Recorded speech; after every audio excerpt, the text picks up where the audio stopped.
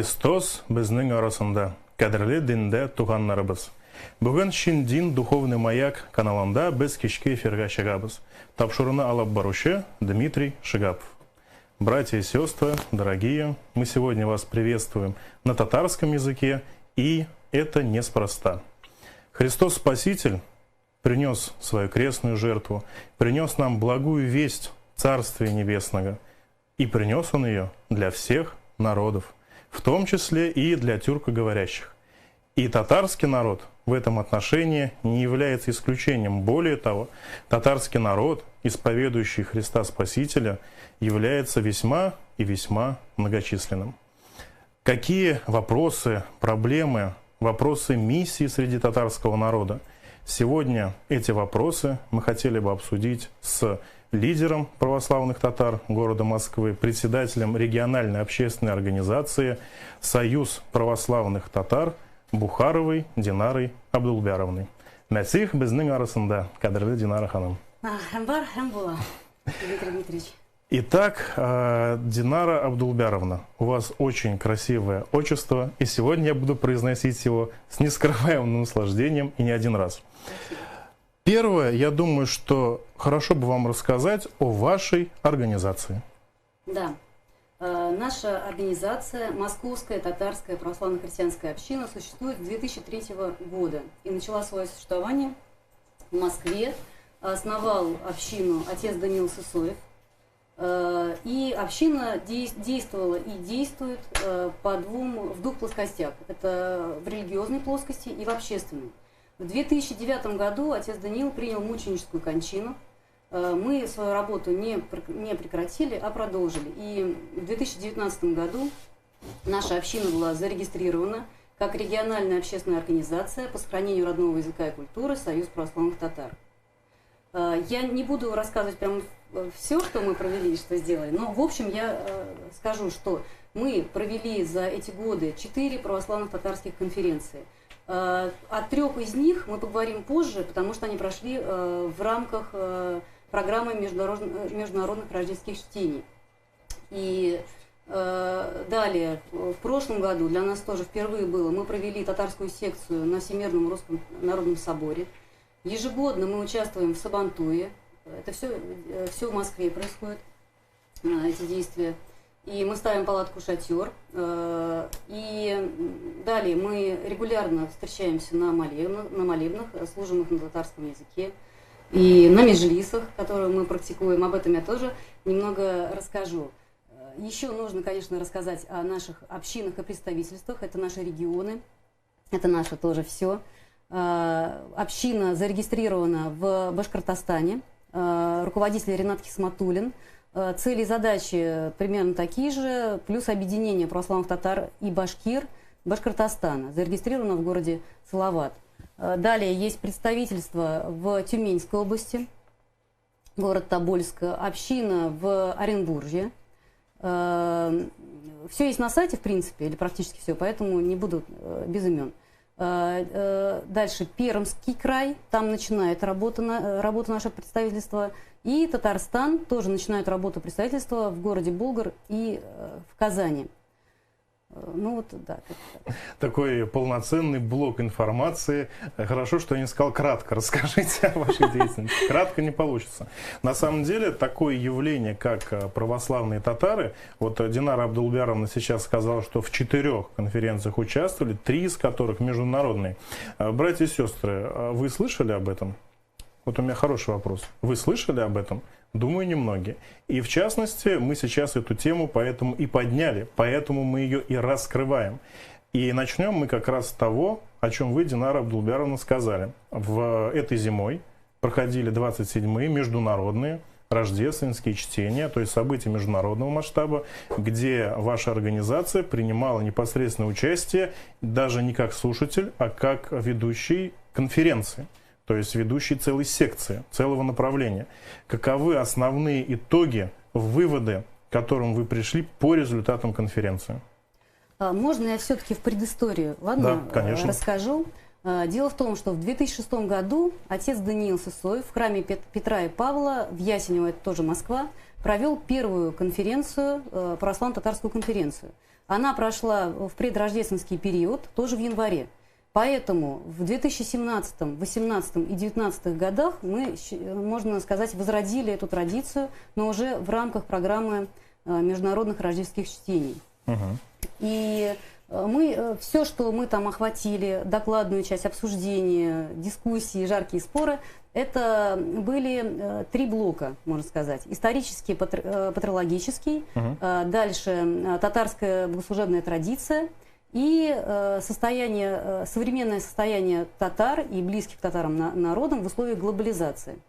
И вообще наша община работает, как бы 2 задачи основные. Это просвещение татарского народа и сохранение нашего языка, культуры, наша идентичность, сохранение нашей идентичности, вот, православных татар и близких к нам народов. Собственно, вот эти темы мы охватываем на этих конференциях. Еще хотела заметить, что каждая конференция, уже вот я имею в виду как в рамках рождественских чтений, она имела какие-то особые черты. Вот в 2017 году мы провели, когда конференцию, там мы обсуждали ярко крещенский вопрос, приезжали представители крещен, и мы об этом говорили, там даже были такие дискуссии. О крещенах у меня есть отдельный совершенно вопрос. Да, поговорим. У меня тоже есть что сказать. Далее, конференция 2018 года, это у нас яркие были и доклады, и мы даже резолюцию соответствующую приняли по крещению с родными именами. И уже 2019 год, это у нас, наверное, икона Курултай татарских святых. Вот я бы вот так вот выделила бы. Финалом как раз этой конференции стало освящение иконы. Мы об этом немножко коснемся. А о том, как проходила сама эта конференция, можно посмотреть на канале организации. Ссылка будет в описании. Там действительно было очень много чего интересного. Более того, были затронуты темы, о которых мы, я сейчас, наверное, скажу очень грубо, жители России-русские, не задумываемся. Мы, наверное, привыкли к такому понятию, как религиозно-национальная идентичность. То есть, если русский, значит православный, если татарин, значит мусульманин, если еврей, значит иудей.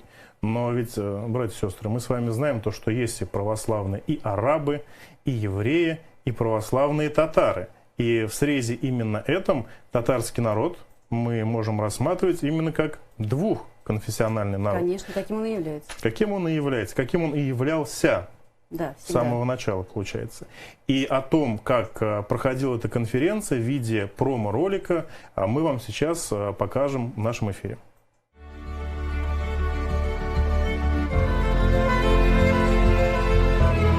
Jakşlar, aga karındaşlar, desendar, мен силерди уткуптуру. Уже обсуждался этот вопрос о восстановлении Сарайской епархии. Да, у нас есть Коломенская епархия, она преемница Сарайской епархии, которая существовала в Орде.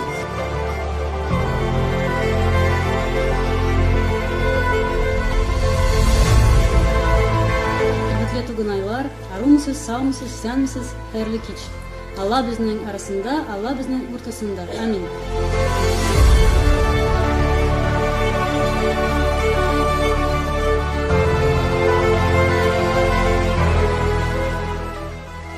Именных сезгер, барбызгаза. Мир вам всем. Сердце священной иконы, свобода веки Святого Духа, который воды со священным в имя Отца и Сына, Святого Духа. Братья и сестры, в промо-ролике то, что вы увидели в конце, это как раз и был, я не побоюсь этого слова, венец конференции. Это освящение первой в своем роде, такой иконы идентичной просто не существует, Курултай тюркских святых. Татарских святых. Расскажите немного о ней, Динара Абдулгаровна. Эта икона уникальна тем, что она, возможно, как бы положит начало татарской иконографии. То есть таковой еще нет, но мы знаем, что есть особая иконография у других православных народов. И в силу того, что у нас восточный такой менталитет, икона тоже получилась достаточно восточный. Вы картинку покажете, да, чтобы зрители видели? Да, к сожалению, мы картинку сейчас в эфире показать не сможем, но я думаю, и на сайте, описание, в описании в котором он будет, и в том числе на YouTube-канале, там можно есть освещение, можно будет повнимательнее все это посмотреть, рассмотреть. А вот в общих чертах нам сейчас расскажут. Значит, у нас икона так расположена, что ярко такой голубой цвет. Первый нижний ряд у нас чингизиды по мужской линии, и они сидят в характерных позах, скрестив ноги. Это Петр Ордынский, Иаков Касимовский и Феодор Долголяцкий. Второй ряд – это два сына Ивана Грозного по краям, и посередине – это внуки Менгу Тимура. Мы, наверное, тоже о них сегодня поговорим. Мы сегодня о них поговорим. Хотя бы немного, да. И о Менгу Тимуре, имя которого для многих зрителей, скорее всего, сейчас. А кто это? Да, прозвучало. Да, мы поговорим. Да, третий ряд – это Петр Гаврилов, святые Петр Казанский, святые Пафнутий Боровский, Стефан Казанский, Даниил Сысоев. Но у нас два непрославленных святых есть.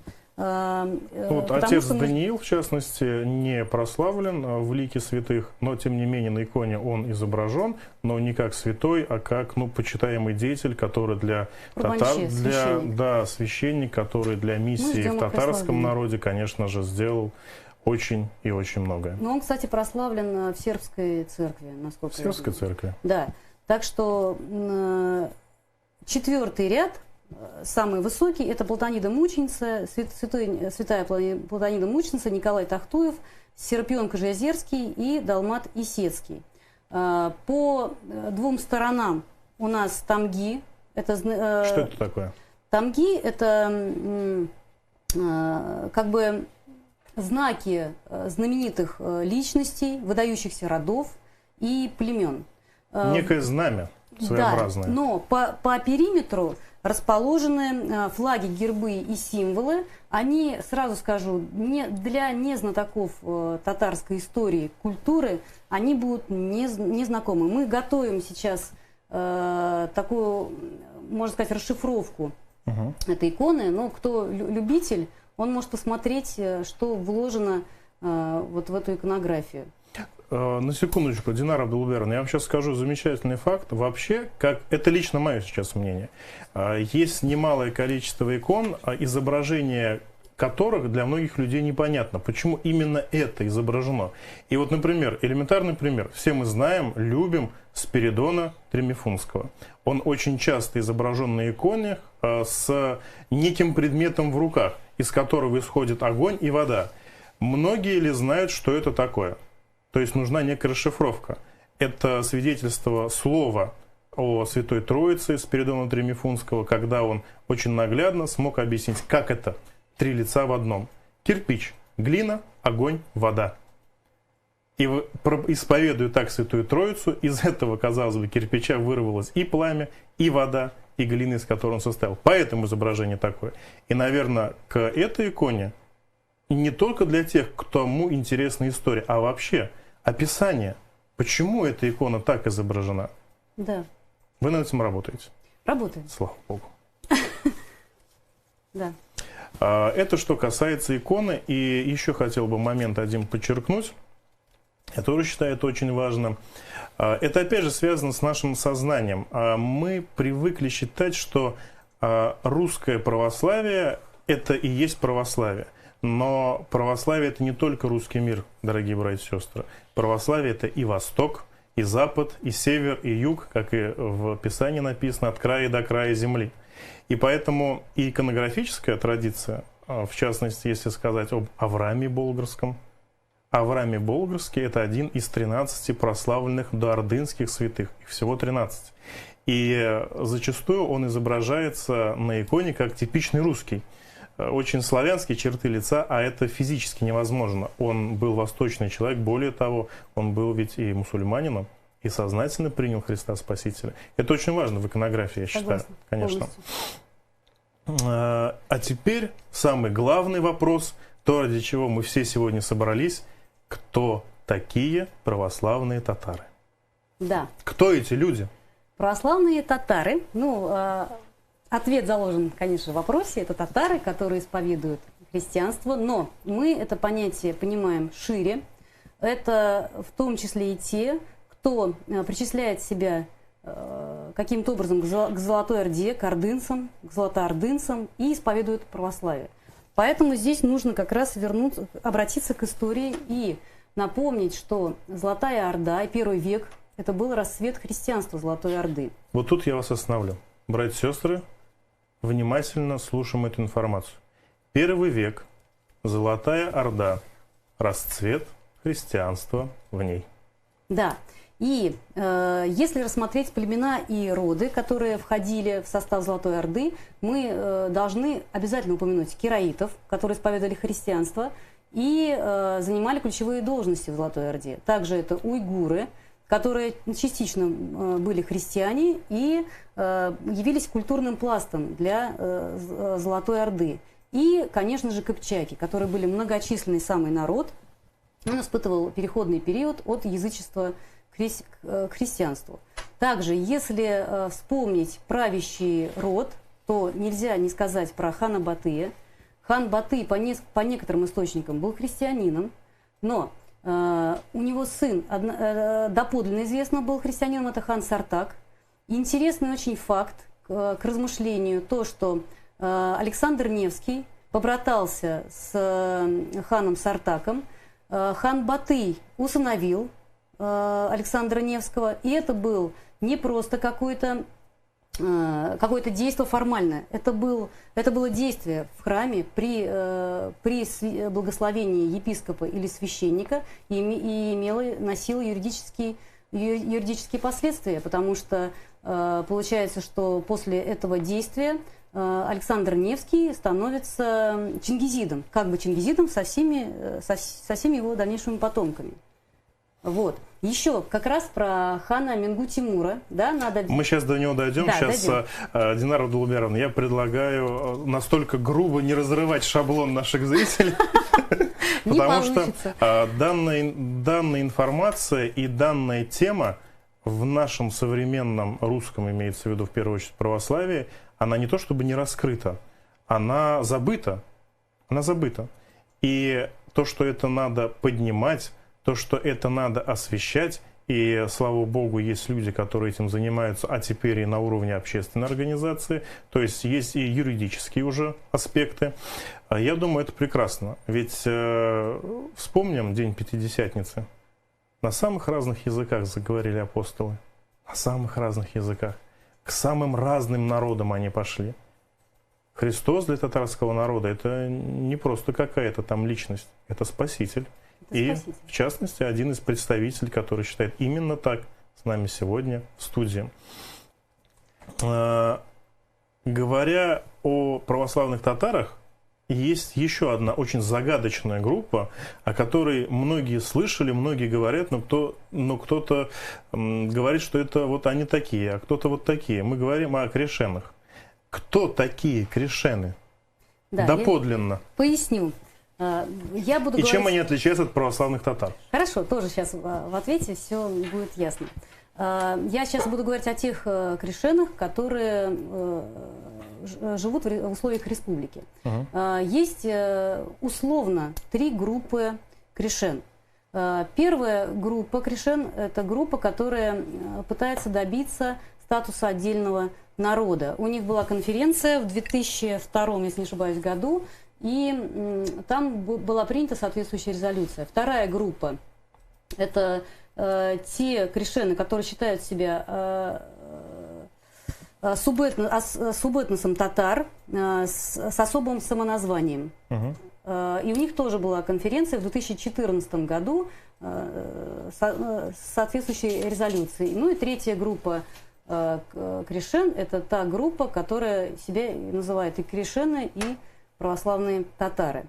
И здесь мне в первую очередь хочется сказать, после разделения на такие условные группы, что как бы крещены себя не называли, какие бы культурные программы они себе не делали, не в первую очередь это народ, который выбрал Христа, который тема воцерковление крещенского народа, она зачастую в крещенском вопросе стоит чуть ли не на последнем месте. Я не хочу никого обидеть, но я считаю, что если этот народ будет воцерковляться и выбирать Христа каждый день для себя, после того, как он уже его в принципе выбрал, тогда все остальные вопросы, они решатся сами. Этот народ будет жить со своей особой традицией, которую им дал Ильминский.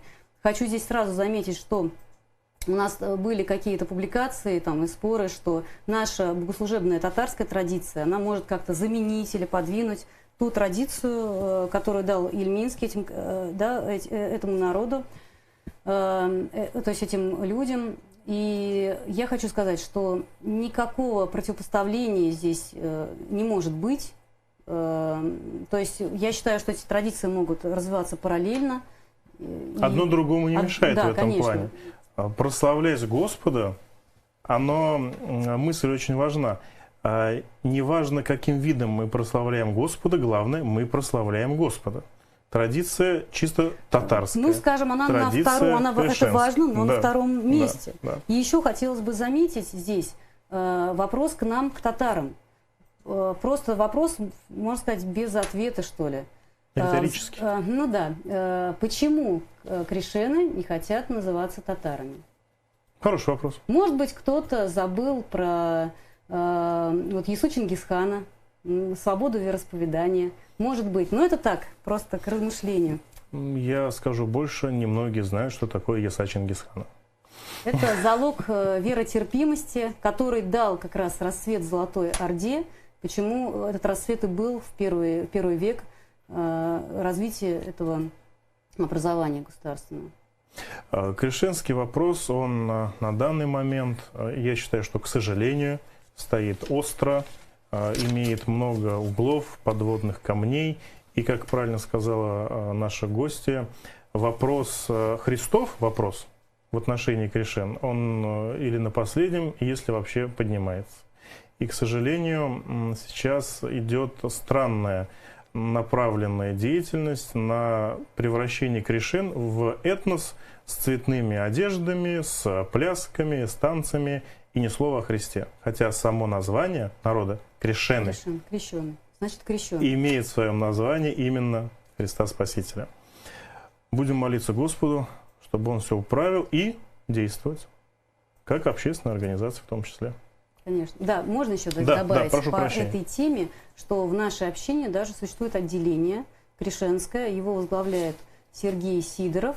И то есть мы приглашаем сюда на конференции, в принципе, кстати говоря, и крещен, и на всех наших конференциях присутствуют мусульмане. То есть там нет такого какого-то между собойчика, да. У нас высказываются все, и мы открыты ко всем.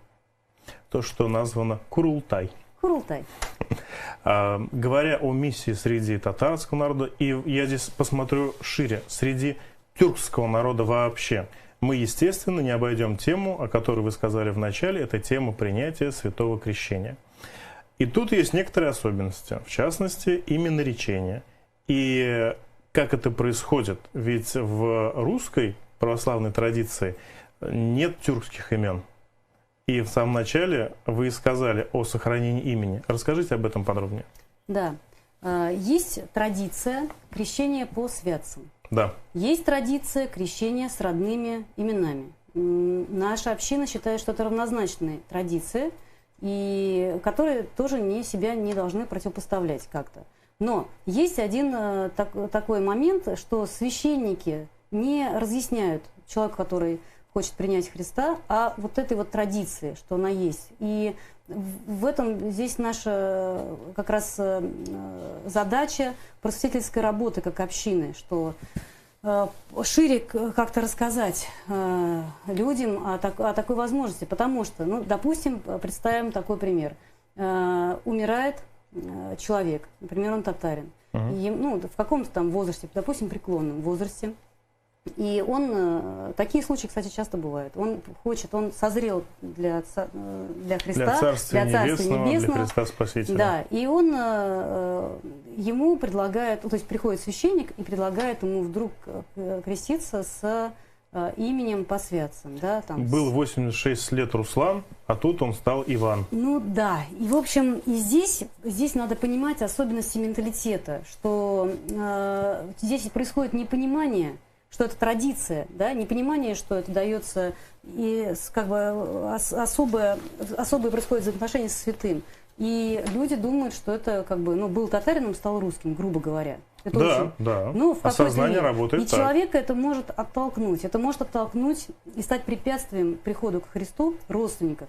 Я считаю, что мы не имеем права здесь как бы забывать про такую традицию, которую есть, нам все Господь дал. Для того, чтобы люди свободно приходили ко Христу, будучи татарами или другими народами. И оставаясь именно татарином, православным, но татарином. И вот когда мы говорим как раз об этой теме, ведь восточный мир, вообще восточный мир в целом, он сам по себе очень религиозный мир. И если мы вспомним Ветхий Завет, то особые и внешние отношения обрядовые к богослужению, к храму, к Богу у восточных людей, оно возведено в особый ранг. То есть то, что называется суббота, или шаббат, или сейчас для нашего современного мира после пришествия Христа Спасителя воскресенье, день воскресный, это не вообще день недели. Это не вообще просто очередной день недели, в который, ну, пошли в храм. Нет, это день Божий. И отношение к нему именно такое. Именно такое. И какие особенности православных татар и, в частности, тюрок, именно в внешней какой-то обрядовой стороне, может быть, в молитве, в богослужении, вот об этом. Хорошо. В первую очередь хотела бы сказать о литургии на том языке, то есть на литургии на языке народа. Например, если это община татар, или там в нашей общине это узбеки или казахи, что литургия должна быть на языке этого народа. И она должна быть, как мы видим, византийским распевом. Это должен быть мужской хор, потому что... Почему? Потому что восточный менталитет не может воспринимать вот этот вот партез. Но это надо понимать менталитет мужской, в особенности восточного человека. Это первое. Второе, это обязательно возможность омовения перед храмом. Здесь, вот у нас в православных храмах часто бывает даже нет, извиняюсь, туалета, да, не руки помыть. Это большая проблема. Мы говорим о реалиях. Да, для восточного человека он считает себя грязным и не может войти. Для него это препятствие войти в храм Божий, если он не омылся. И здесь надо здесь потрудиться для такого менталитета и соорудить вот эти вот места для омовения. А вы знаете, Динара Абдулберовна, я вот считаю, что это в целом хорошо бы любому православному, русскому, тюрку, неважно, американцу, отношение, куда я пришел и зачем я пришел. Молитвой, да. Совершенно верно. Ветхий Завет, просто перелистать Ветхий Завет, это пропитано духом отношения к Богу очень... Я не знаю, вот мы в гости идем, вот просто в гости к друзьям, мы и оденемся, и красиво, и принарядимся, и хотим, чтобы было приятно. А как к Богу идти, так это, ну, что попало, одел, не пойми как, и пришел. Да. Это хорошо бы всем нам задуматься об этом. Да. Далее, снятие обуви перед храмом. Здесь вот замечу сразу, что у нас в доме, в каждом в России снимается обувь, человек одевает тапочки, да, это тоже некий рудимент, что ли, от этой восточной традиции. То есть наше сознание, оно нормально относится к тому, чтобы человек перед храмом Божьим снял обувь, зашел, но если это зима, там, переодел тапочки, ковры на полах. В те моменты богослужения, когда идет псалтырь, можно на ковре сесть, и это будет благочестиво, если это правильно с умом подойти и сделать, оборудовать это хорошо для людей. То есть место, где люди стоят, место, где люди могут присесть. Возможно, также какое-то особое деяние священнослужителей, например, ну, что-то близкое к халатам. К восточному взгляду это будет очень приятно и знакомо нам с детства. Халаты. Ну да, это есть такой халат, Да. это восточные вещи. Еще, да, забыла упомянуть про шамаили. Для татарского народа вид искусства, такой как шамаиль, это религиозные надписи. Например, у мусульман это суры из Корана и в изображениях изображения зверей, животных, орнамент. У татар-христиан это молитвы. Стихи из Библии, из Да, Евангелия. на татарском языке. Но это примерно выглядит так же, как вот у нас зайдешь в православный дом, висит дома «Отче наш» молитва перед едой, на кухне Да, повесить. на Да, кухне. я думаю, что всем это знакомо. Конечно. Вот это примерно так же для нас. То есть мы это называем шамаилем. И вот эти шамаили, они ни в коем случае не противопоставляются иконам. То есть и шамаили могут висеть, и иконы. И иконы, конечно же, в таком восточном стиле, когда будет вырабатываться вот это вот иконография. Особенно если это восточный святой. Да, особенно. Особенно если это восточный Да. святой. Это очень логично его с восточными чертами лица Конечно. изобразить. А почему бы, да, нам это не забыть? Да. Зная, как прекрасен мир во Христе Спасителе, как прекрасны народы, знающие, прославляющие единого Бога.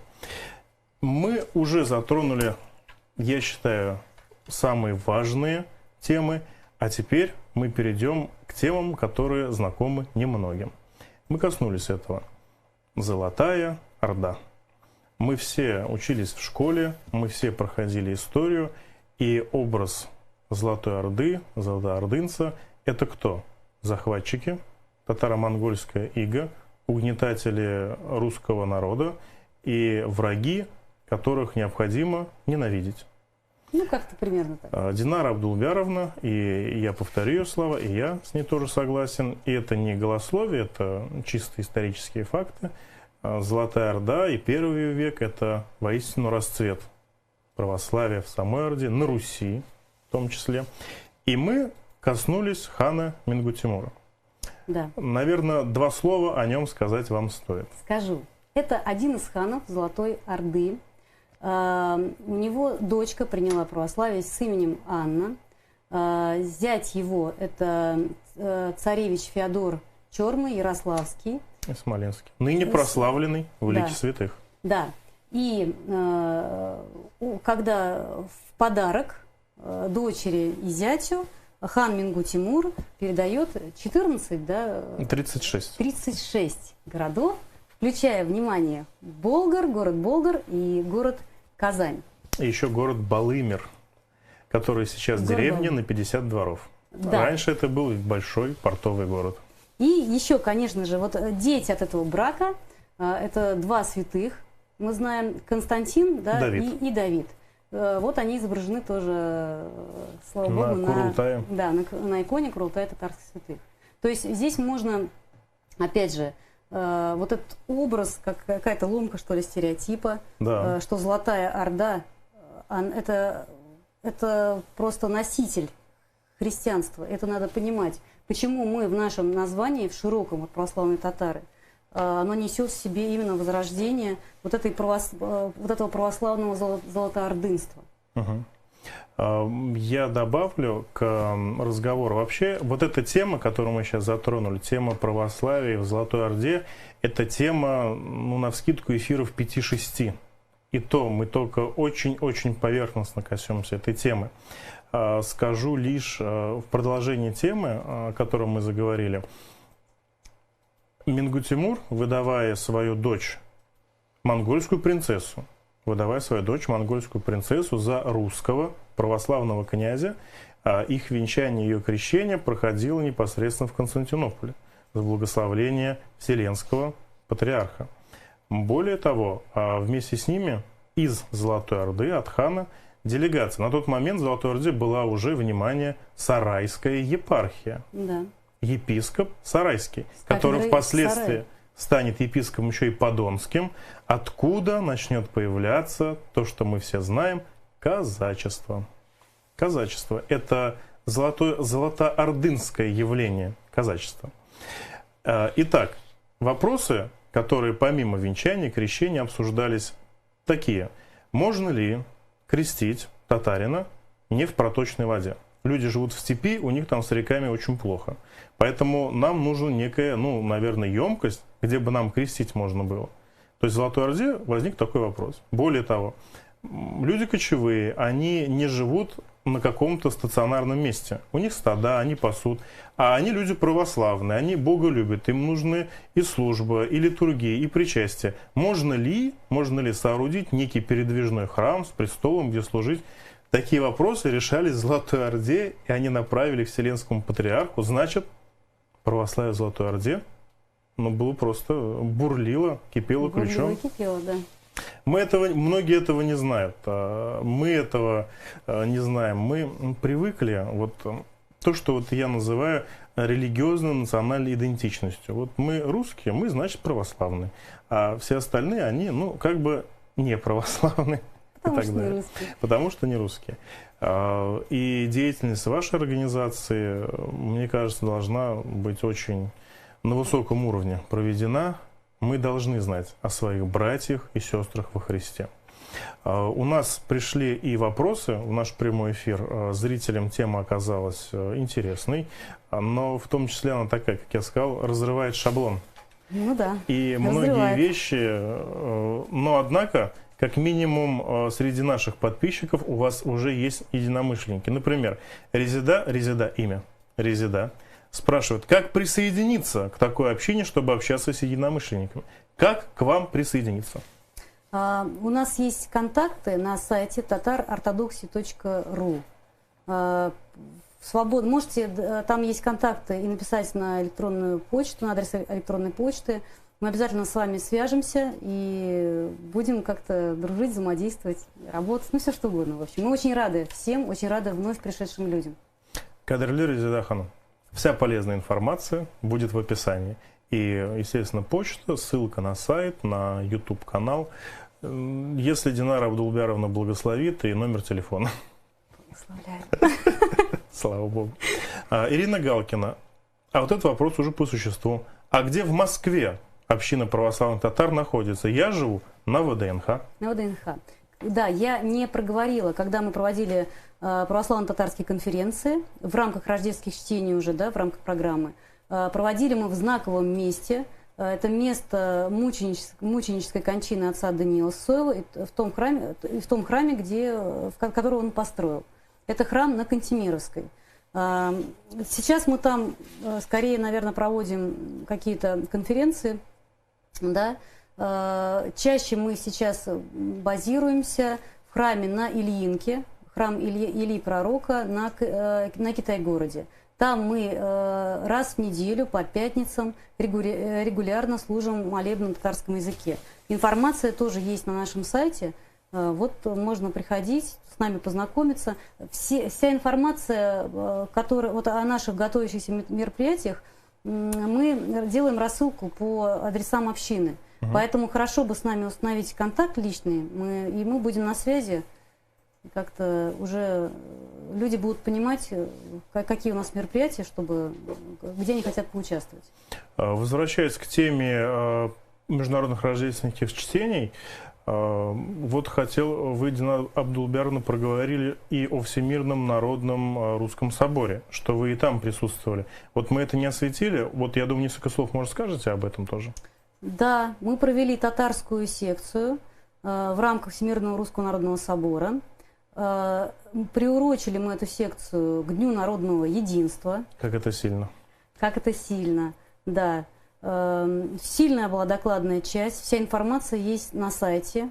Вообще у нас есть великолепные доклады, которые вы можете найти на нашем сайте, изучить все эти вопросы.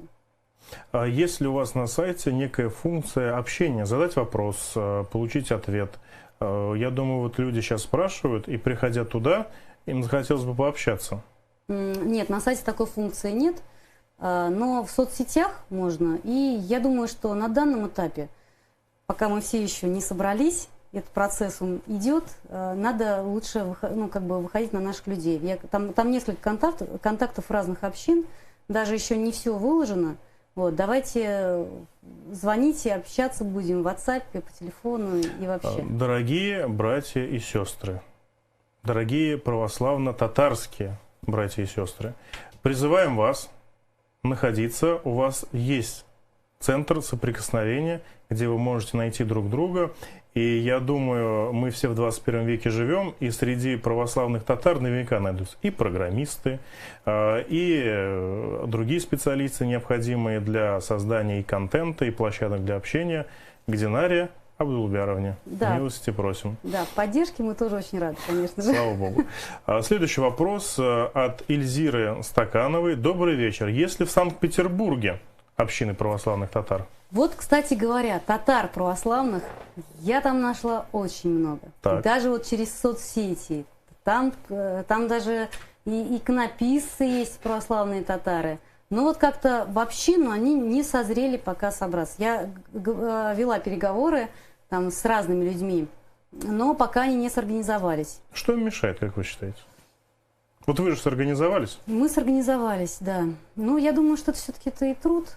Это вообще проблема вот этой инертности людей, она, я думаю, для всех общественных организаций и религиозных организаций, она актуальна. Для нашей общины тоже эта проблема не нова. Я здесь вижу какую-то инерцию. То есть люди поддерживают нас, конечно, там и подписываются, да, и пишут комментарии положительные, с праздниками поздравляют. Но до общины пока не созрели. Хотя в Санкт-Петербурге это можно сделать гораздо проще, чем, допустим, в каких-то других регионах, где общины уже давно работают. Так что вот, если у нас среди зрителей есть санкт-петербуржцы, православные татары, и у человека горит сердце, и он хочет основать общину, мы очень рады, поделимся всеми наработками и будем работать. Я считаю, что нам нужно по всей России объединяться в общины, молиться на родном языке, просто общаться. И мне кажется, просто для татарина и для другого близкого к татарину человека это большая радость.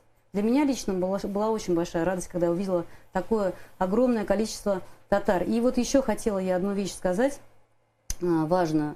В ходе подготовки к конференциям, то есть они нам дали тоже очень мощный толчок в нашей общине, я с удивлением для себя обнаружила, что на канонической территории Русской Православной Церкви служат более 500, внимание, 500 священников татар. Вот понимаете? так вот. Да, 500. Есть несколько епископов татар, 3 это точно. Вот наша община со всеми этими, со всем вот этим вот, да, богатством, мы еще даже не смогли наладить, установить контакты, связи. Каждая конференция нам дает возможность, мы подготавливаемся, ищем новых людей, да, обзваниваем, зовем. Приходят новые люди. Но эта работа, она еще будет и будет продолжаться. У нас есть соответствующий раздел, рубрика на сайте, называется, если не ошибаюсь, известные православные татары и подрубрика татарского духовенства. Как-то так. Мы выкладываем, ну не все еще успели выложить, но выкладываем как раз этих священников, для чего? Для того, чтобы в регионах люди понимали, на кого они могут выйти. С кем они могут, может быть, проблемы, сложности, потому что у татар все-таки есть свои особенности. И не всегда каждый священник может эти особенности понять, потому что он не столкнулся с тем, с чем столкнулся, допустим, татарин, когда выбрал Христа. Да и в принципе вообще. У нас же перемечи, казе, чак-чак, у кого там что. Да, и все нам это настолько близко, и не всегда это всем понятно, насколько нам это все дорого. Да, это очень важно. И сейчас Динара Абдулбяровна проговорила, что до 500 священников татар. Да, я думаю, не до 500, а более 500. Это только те, о которых мы знаем. Да. Соответственно, вот на вопрос нашей сестры, есть ли в Санкт-Петербурге общины православных татар, а вот это было бы, как бы это было правильно, как бы это было православно, пронизан духом соборности. Татарин-священник, он вокруг себя и объединяет татарскую общину. Это ведь очень церковно, это квинтэссенция православия, соборность народа Божия вместе с своим священником, кого мы называем отцом.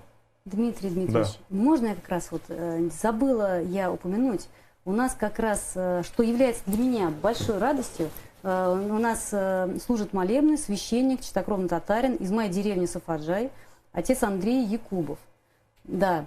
И почему бы в каждом вот регионе не найти такого А он отца Андрея есть. Якубова? А он точно есть. В России меньше Да, 500 я вам даже регионов. скажу, у нас есть такие просто, Самородки. такие, да, вот по-другому не скажешь. Отец Василий Мухаммедшин, отец Иннокентий Кильдеев, который нам делает переводы на татарский язык. Архимандрит, если не ошибаюсь. Архимандрит Пахомий Трегулов, это просто вообще такая была радость. Потомственный найти. татарский князь, кстати Да. говоря. Среди архимандритов в России есть потомственные князья. Братья и сестры, если вы не знали. Да, отец Иоанн Давлекамов.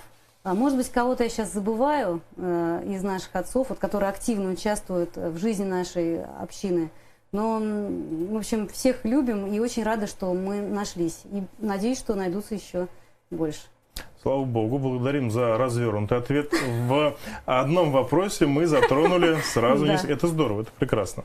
Итак, Евгения Канойко, наша сестра, она у нас молодая девочка, ей 16 лет, наша постоянная зрительница, спрашивает: добрый вечер, родные во Христе. Родные во Христе. Человек прочувствовал православно-татарский посыл. Слава Богу. Слава Богу за все. Молодцы. Чем отличаются татары православные от русских православных? Спасибо, Тобольск. Я думаю, что ничем, кроме какой-то особой традиции. А так-то мы во Христе едины, и по большому счету наша национальность, так сказать, это православные христиане. Но все-таки мы же в жизни как-то живем, у нас есть особый быт и так далее. И мы не должны убирать наше детство, все, что нам знакомо. Да? Вот, у татар всегда есть деревня. Конечно, Да, своя. Да, своя деревня, свои особенности. Вот, мы от этого не хотим отказываться, это нам все очень близко, наши родственники. Поэтому все то же самое, но только в татарской идентичности. Ну, то же самое, как, не знаю, православный грузин. Чем отличается от православного русского? Хороший Да ничем. вопрос. Я думаю, что он ничем не отличается. Просто он грузин, который выбрал Христа, и есть русский, который выбрал Христа, а есть татарин, который выбрал Христа. Все мы, как совершенно вы верно сказали, у нас нация одна – православные христиане, в которой, мы многонародная нация. Ну, как-то так. Внутри нации православных христиан есть очень много народов. Прям как в России. Одна большая нация, русская, в которой очень-очень много народов. Или наоборот. Это вопрос тоже риторический. И к вопросу в чем отличие между, если мы говорим о Российской Федерации, от русского и татарина, а вот давайте задумаемся, братья и сестры, и вы, Динара Абдулбяровна, и ответим на вопрос, какие народы в России являются пассионариями? Я бы вот два назвал. Русский, татарский. Точка. Соглашусь. А теперь давайте Наиболее многочисленные. рассуждать дальше. Пассионарий — это что за народ? Народ, который объединяет вокруг себя другие народы и может создавать, страну. А теперь мы русский пассионарный народ, татарский пассионарный народ, и все они православные. Как прекрасно, да? Вы представляете, какая мощь православная, какое прославление Господа? Вопрос от нашей сестры с Украины, Алисы Ковальчук. А в Украине у вас есть такая община православных татар? Много восклицательных знаков и знаков вопроса. Больной вопрос для сестры Алисы. Вопрос, да. А это такое место, где все-таки Великая Болгария, хан Кубрат. То есть там все это вот близко в одном месте. Поэтому да. И хорошо бы, будем рады, если как-то там вот здесь тоже все соорганизуется. Ну, я Пока думаю, нет. то, что нашей сестре... пока нет. То есть ответ пока нет. Пока нет. Но смотрите, у вас есть сестра в Украине. Я думаю, Алисе Ковальчук стоит написать на почту общины православных татар Москвы. И в процессе общения, я уверен, вы найдете точки соприкосновения. Конечно. Алла Дудина. Вечер добрый. А преподобный Пафнутий Боровский, он тоже из татар? Да, он из татар. Немножко, может, пару слов подробнее?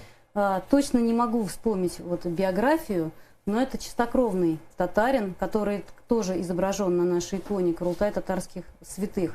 У нас есть специальная рубрика на сайте «Святые татары» она называется. Там, кстати говоря, великолепная статья по иконе собора Курултай татарских святых, очень развернутая, и с биографиями. Вот всю информацию вы можете посмотреть, и биографию, там она развернута, мы искали факты, члены нашей общины делали исследования, Поэтому та информация, которая там есть, она достоверная. Слава Богу, отсылаем вас на сайт Общества православных татар. Я думаю, братья и сестры, немножко отзывов о нашем эфире. У нас сегодня формат именно неожиданного гостя, мы называем его так, и всегда очень приятные отзывы. Вот, например, Светлана Клюева пишет: огромное спасибо и низкий поклон духовному маяку. И самое главное, дух присутствует и действует. Дай Бог, чтобы мы были вместе, все вместе. Спасибо вам и отцу Владимиру за объединение нас всех в православной вере. В том числе, если говорить об отце Владимире, он в Татарстане всю свою священническую жизнь и провел. Все свои годы здесь. Ильзира Стаканова. Казахстан тоже смотрит. Слава Богу, Я православная татарка тоже. Вот. Она пишет. У нас в Казахстане есть священники, казахи православные. Мы с ними дружим очень. Вот. А православная татарка из Казахстана. Очень интересно. Очень будем рады пообщаться. Мы по нашей традиции прямых эфирах говорим некую географию. И вот сейчас, вот я слежу за географией, я называю такие области, такие страны, как вот Казахстан, Бишкек, Израиль, Восток. Восток нас сейчас смотрит. Ему эта тема интересна. Интересно, ну? Вот, в частности, низкий поклон из Казахстана нам передает Павлодар. Марина Кабацкая: я вас слушаю с большим удовольствием, из Израиля. А вот Людмила Сухонозик из Италии. Там тоже есть сочувствующие, там тоже есть знающие. Скорее всего, да. Кстати, вот, Динара Абдулбяровна, мой к вам вопрос. В процессе подготовки к конференциям, международным конференциям, наверное, из каких самых, пожалуй, необычных мест вам приходили весточки о том, что, например, мы бы хотели, но не можем приехать, потому что находимся далеко? С Аляски откуда-нибудь, например. Да, нет, не припомню, откуда конкретно мы проводили такую серьезную работу, особенно когда это была первая конференция, мы пытались всех священников пригласить. Для нас это было очень важно. Почему? Потому что, чтобы вокруг священника собиралась какая-то община, чтобы люди как-то священник же, он обладает даром слова. Поэтому, должен, по крайней мере. По-разному бывает. И я помню, что с разных уголков нашей страны, совершенно с разных, потому что вы же понимаете, что в Татарстане проживает меньше трети татар. И вообще Татарстан – это регион, в котором православный компонент присутствует в большинстве своем. Даже так? Да, я думаю, что за счет православных татар, крещен, в да, частности. это так, это факт. И у меня конечно, возникает вопрос, почему я еду по Татарстану и не вижу поклонных крестов. Я их просто не вижу. Это очень странно, учитывая, что большинство православных в этом регионе проживает. Это вопрос. И хотелось бы видеть, конечно, поклонных крестов больше. Хотелось бы. Да, и вот к вопросу вернемся, что остальная часть татар, она разбросана по России. Это и сибирские татары, астраханские, пензенские, да, и другие регионы, где проживают компактно татары. И даже не компактно, они просто разбросаны по всей России. Поэтому, естественно, когда мы ждем людей, мы их ждем со всей страны и шире. А вот в частности, у нас сейчас в прямом эфире есть же чат, и люди там постепенно начинают общаться. Вот, например, помните, про Санкт-Петербург говорили? Наталья пишет: добрый вечер, наш батюшка Рустик Руслан, Санкт-Петербург.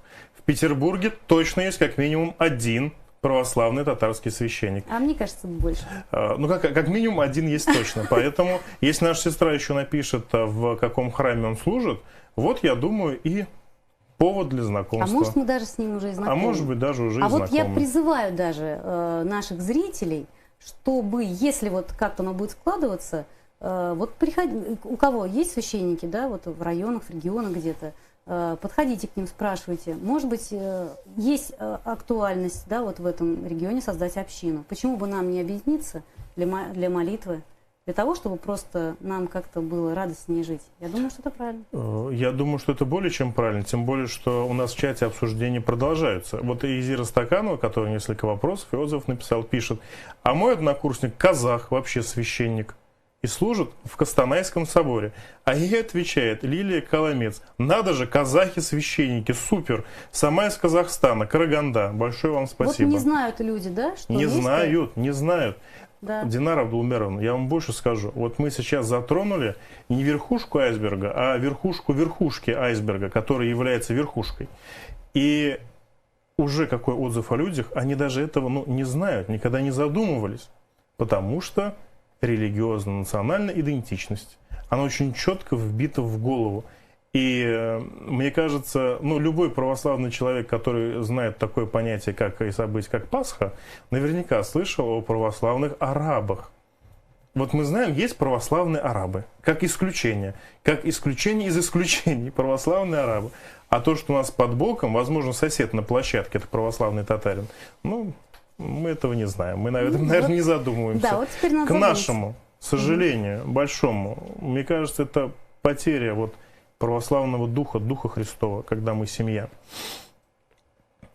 Наталья Райц, огромное спасибо. Очень интересная информация о православии среди восточных народов. Поклон из далекой Панамы. И вам тоже поклон. Как говорила моя бабушка, Панама, она близко, Бакша-Башанда буквально Панама у нас находится. Слушаю и радуюсь за такой разговор. Спаси Господи. Живу и служу в Болгаре. С нами архимандрит Самуил Теодосеев. Вот я сейчас, наверное, перепутал не болгар, а живу и служу в Болгарии. Болгария. Вот я могу. Кстати, Болгария и Волжская Булгария – это, по сути, два родных народа. Да. У Кубратхана, о котором Конечно. мы говорили, Катрак пришел сюда, основал Волжскую Булгарию.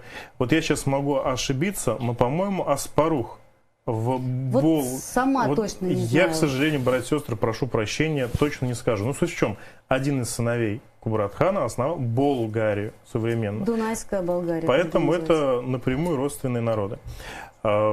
Виктория Терентьева, мы говорили о российской географии. Калининград. Далекий-далекий Калининград. Спасибо. Никогда не думала, что у татар и русских так много общего. Мы практически единый народ, можно сказать. А это начинается уже нечто высокие материи. Русские, татары. А может, мы один народ? Можно сказать, На самом деле. Во Христе, да, мы один народ. Да, как Христос Спаситель корона, а разные народы украшения. Но все на одной короне. Все вместе. От Арины Шадиевой, Казань с нами. Светлана Вострикова. Я тоже из Астрахани. Так и пишет. Но живу в Милане. Всем привет. Мы, православные татары, в нашем эфире сегодня объединяют весь мир вокруг себя. И люди начинают находить друг друга. Братья и сестры, я думаю, что на первый раз наша встреча будет немножко подходить к концу. Меня еще раз пригласить? Динара Абдулберовна, я бы вас приглашал каждый месяц. Понятно. Мы не сказали об одной вещи, которая лежит перед вами на столе. Да, это... Я думаю, венчать эфир мы будем духовными вещами. Молитвослов, который распространяет наша община. Но это не единственная литература. Православно-татарский молитвослов с начальными молитвами, утренними, вечерними. У нас также мы распространяем Библию, Священное Писание, Изгей Азма. Да? То есть это все можно, вообще в принципе, кому интересно, это можно приобрести. Не просто, но можно найти. В нашей общине что-то там, что есть, что мы еще не раздали, тоже можно приобрести. То есть можно молиться на родном языке. Кстати говоря, у нас есть рубрика на сайте, называется «Молитвы». Там отец Иннокентий Кильдеев представил основные молитвы, которые мог бы выучить или практиковать, читать татарин, которому это было бы радостно и приятно. Это «Отче наш», «Богородица» и «Иисусова молитва». И символ веры, наверное, еще. Символ веры там тоже есть. А в этой книге там собраны какие молитвы? Я так понял, предначинательные, то, что мы называем. Да. Символ веры есть? Символ веры есть. Символ веры есть. Да. Я думаю, если кто из наших братьев-татар пожелает приобрести или каким-то образом получить данный краткий молитвослов, опять же, отсылаем вас на сайт Общество Да, на сайт, православных потому татар. что На вот, сайт. да, На вот сайт это у нас братья и все сестры. здесь роздано уже. А теперь мы начинаем самое интересное. Светлана Балаян с нами пишет. Мир вам. В Астрахани есть общество православных татар. Так, это очень Так, интересно. это уже интересно становится. Я бывшая мусульманка, ныне православная христианка. Благодарю отца Владимира за его любовь и поворот к Богу лицом. Слава Богу за все.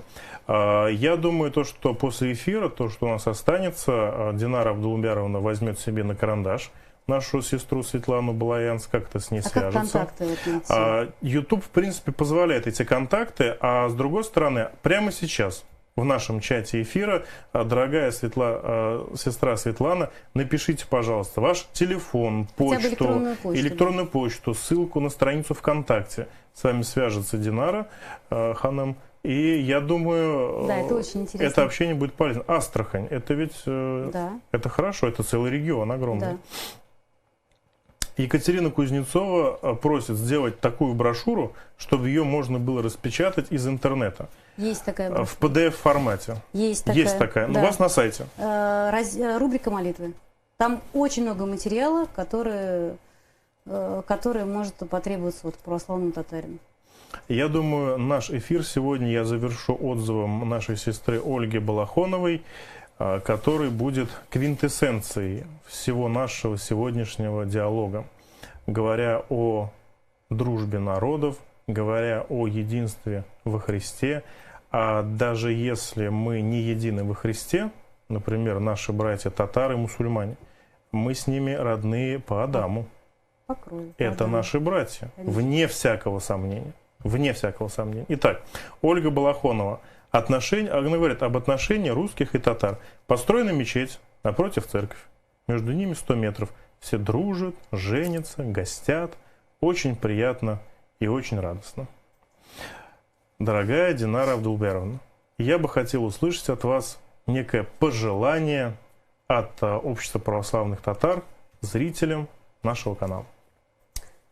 Дорогие друзья, Кадерле Дуслар, я хотела бы, то есть дело нашей общины и мое личное, это наше объединение. Собирайтесь в общины. Это, мне кажется, на сегодняшний момент очень важно вообще для процветания нашего государства. Как сказал Константин Леонтьев, что наша сила в цветущей сложности. То есть в сложности мы цветем. Красота разных народов, исповедующих православие, единство во Христе – это та цветущая сложность, от которой наше государство будет только крепнуть. Вот этого пожелаю. Я же, в свою очередь, благодаря нашу гостю, благодаря всех вас, дорогие братья и сестры, Кадерле Туханнарабыз, как мы говорим по-татарски, хотел бы сказать, пожалуй, самыми прекрасными словами для любого православного человека, будь он тюрок, будь он русский, будь он из евреев, из индусов, из австралийцев, но скажу я это на татарском языке. То, что мы все поем на Пасху. Масих Терелеп Тарган. Чинлав Терлев Тарган. Аминь.